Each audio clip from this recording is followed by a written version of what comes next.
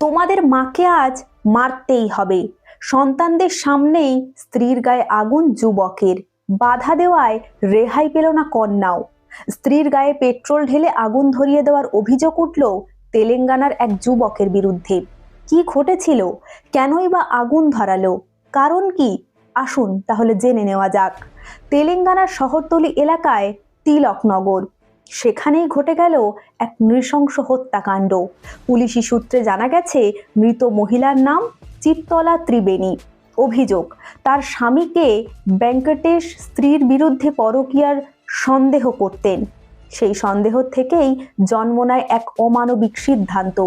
অভিযোগ অনুযায়ী নিজের 2 সন্তানের সামনেই ভেঙ্কটেশ স্ত্রীর গায়ে পেট্রোল ঢেলে দেন। শুধু তাই নয়, আগুন ধরানোর আগে সন্তানদের হুমকি দিয়ে বলেন, তোমাদের মাকে আজকে মারতেই হবে। এ কথা শুনে ভয়ে কেঁপে ওঠে ঘরের ভেতরে থাকা ছোট 2টি প্রাণ। এর পরের মুহূর্তেই দাউ দাউ করে আগুন জ্বলে ওঠে চিত্তলা ত্রিবেণীর শরীরে।